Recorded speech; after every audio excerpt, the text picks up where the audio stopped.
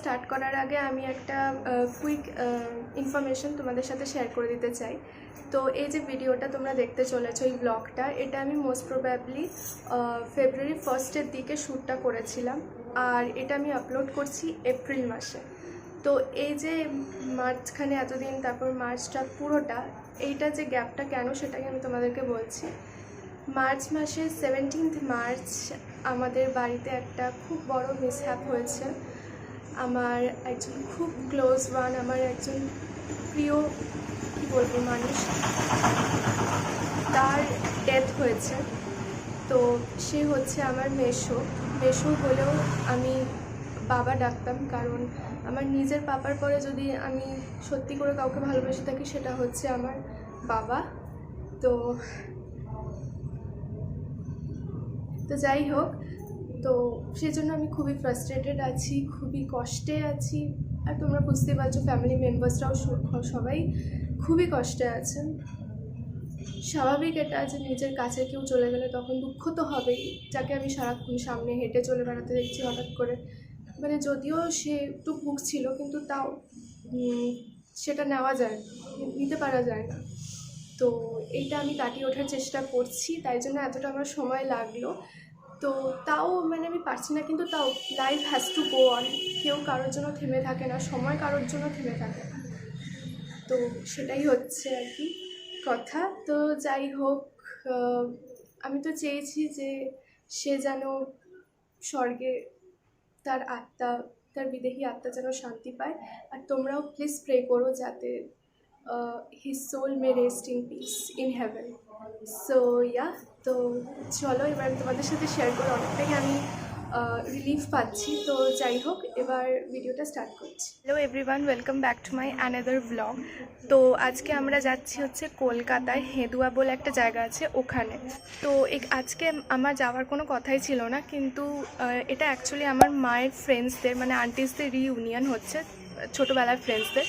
তো আমার যাওয়ার কথা ছিল না, কিন্তু মা বললো যে মায়ের একা যেতে ভালো লাগছে না, বললো আমাকে সাথে নিয়ে যাবে। তো তাই জন্যই আমি যাচ্ছি আজকে। তো ভাবলাম ব্লগটাও করে নিই একসাথে। তো অলরেডি দেরি হয়ে যাচ্ছে অনেক। তো চলো আমি ব্লগটা শুরু করছি, আর এন্ড অব দি ব্লগের থেকেও আমার সাথে। সো ইয়া,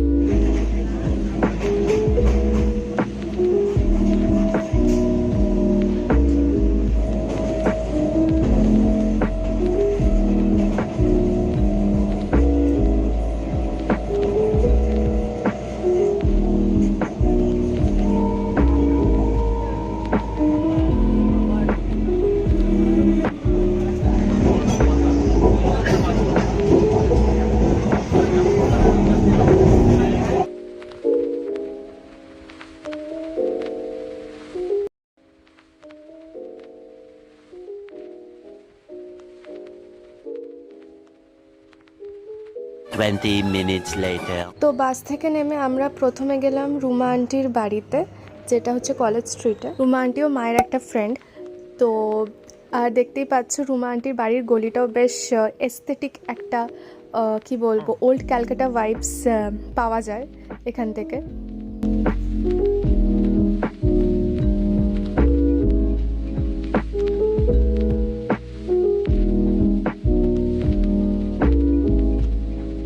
ইনফ্যাক্ট রুমা আন্টির বাড়িটাও বেশ এস্থেটিক, তোমরা দেখতেই পাচ্ছ।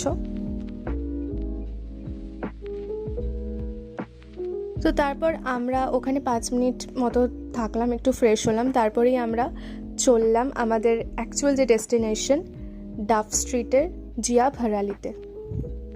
তো রেস্টুরেন্টে ঢোকার আগে চট করে তোমাদের সাথে কিছু ডিটেলস শেয়ার করে দিই এই রেস্টুরেন্টটার ব্যাপারে। সো জিয়া ভারালি টি ক্যাফে এর লোকেশন হচ্ছে ডাফ স্ট্রিট, হেদুয়াতে। অ্যান্ড এটা অ্যাকচুয়ালি নর্থ কলকাতার একটা 100 ইয়ার্স ওল্ড বিল্ডিং, যেটাকে রেনোভেট করে এই এক্সক্লুসিভ রেস্টুরেন্টটা তৈরি করা হয়েছে। তো টি ক্যাফে মানে বুঝতেই পারছো এদের স্পেশালিটি হচ্ছে চা, বাট এর সাথে তোমরা আরও ডিফারেন্ট কাইন্ডস অফ ডিশেস পেয়ে যাবে এখানে। এখানে তোমরা ব্রেকফাস্ট টু ডিনার সব রকম খাবারই পেয়ে যাবে, যেমন finger foods, continental, Italian, oriental dishes and sizzlers. তারপর টি অ্যান্ড কফি তো পাচ্ছই, and with different kinds of flavours. তো ভেতরে গিয়ে আমরা দেখলাম যে অলরেডি অনেক আন্টিসরাই চলে এসেছিলো। তো তারপর আমি, মা, রুমা আন্টি গেলাম। তো লিটারেলি আমি একদমই বোরিং ফিল করিনি, কারণ সব আন্টিরাই খুব ফ্র্যাঙ্ক ছিল আর খুব মানে কি বলবো, খুব তাড়াতাড়ি মিশতে পারে আর খুব ভালোভাবেই তাদের সাথে আমি মিলেমিশে গেছিলাম। তো একদমই মনে হচ্ছিল না যে মানে আমি অনেকটা ছোট তাই ফিট হতে পারবো না ওদের সাথে। একদমই মনে হচ্ছিল না যে ফার্স্ট টাইম ওদের সাথে দেখা হয়েছে, যদিও কিছু কিছু আন্টিদের সাথে আমার আগে দেখা হয়েছে, বাট এখানে অনেকেই নতুন ছিল, কিন্তু খুবই তাড়াতাড়ি আমরা মিশে গেছিলাম একসাথে। তো খুবই ভালো লাগছিল আমার।